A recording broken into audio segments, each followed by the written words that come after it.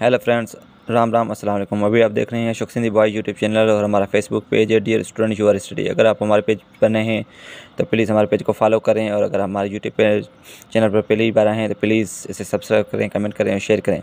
और फ्रेंड्स, तो फिर हम आज आगे बढ़ते हैं और आज हम पढ़ते हैं कि दुनिया की जो कंट्रीज़ है उसे किस नाम से जाना जाता है।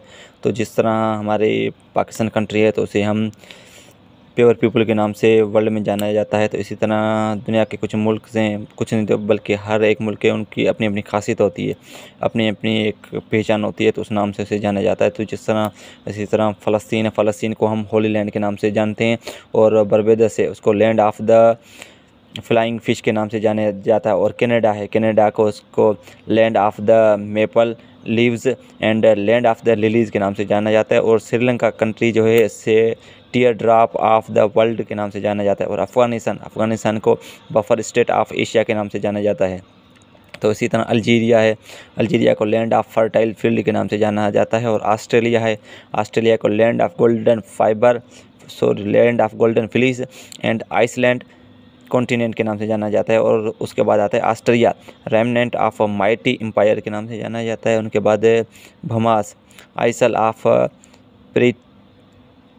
Of perpetual June. और उसके बाद आता है बहरीन, आइसल ऑफ पर्ल्स। और उनके बाद आता है बांग्लादेश, बांग्लादेश को हम जानते हैं लैंड ऑफ गोल्डन फ्लीस के नाम से।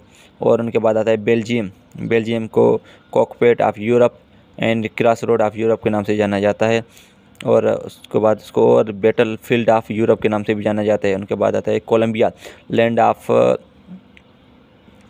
कॉन्ट्रास्टा के नाम से भी जाना जाता है। उनके बाद आता है क्यूबा कंट्रीज़ है, क्यूबा कंट्री को sugar ball of the world. और उनके बाद पर्ल ऑफ एंटिलीज़ के नाम से भी जाना जाता है। उनके बाद डेनमार्क कंट्रीज़ है, उसको लैंड ऑफ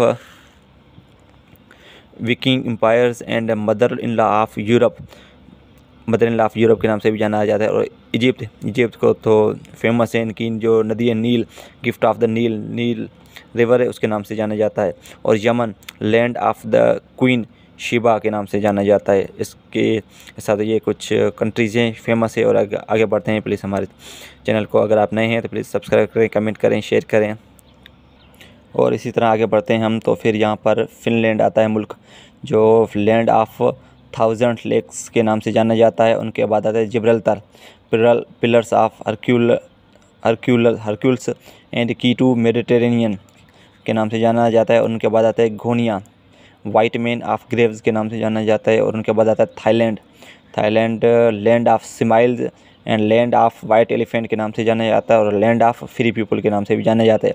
उनके बाद आता है सोमालिया, हॉर्न ऑफ अफ्रीका के नाम से जाना जाता है। और उनके बाद आता है पाकिस्तान का मैंने आपको पहले भी बताया था कि लैंड ऑफ प्योर पीपल के नाम से दुनिया भर में ये जाना जाता है। और उनके बाद आता है country Scotland land of cakes के नाम से जाना जाता है। और नॉर्वे लैंड ऑफ मिडनाइट सन, जैसा कि आपको पता होगा कि जापान को लैंड ऑफ मॉर्निंग सन भी कहा जाता है, और नॉर्वे को मिडनाइट सन कहा जाता है। और न्यूजीलैंड को ब्रिटेन ऑफ साउथ, यानी कि साउथ की ब्रिटेन कहा जाता है न्यूजीलैंड को। और नेपाल लैंड ऑफ माउंटेन, क्योंकि वहाँ पे माउंटेन्स ज़्यादा हैं, उसकी वजह से नेपाल को लैंड ऑफ माउंटेन्स कहा जाता है। Myanmar land of rice and चीक। और उनके बाद Lebanon land of milk and honey के नाम से जाना जाता है। और उनके बाद आता है South Korea, land of morning calms के नाम से जाना जाता है। उनके बाद आता है Japan, land of rising sun. और लैंड ऑफ राइजिंग सन मैंने आपको पहले ही बताया था कि लैंड ऑफ राइजिंग सन के नाम से जाना जाता है। और great Britain of the Pacific के नाम से भी जाना जाता है इसको।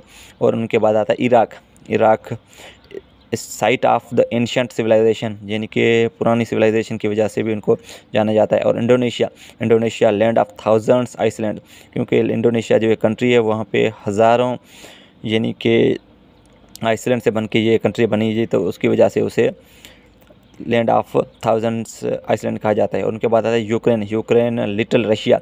ये पहले जब यूएसएसआर था तो उस वक्त रशिया बहुत बड़ा था, और फिर कुछ वार हुई, उसके बाद इनके टुकड़े हुए, उसके अंदर से ये यूक्रेन भी बना था, उसके लिए अब इसे लिटिल रशिया भी कहा जाता है।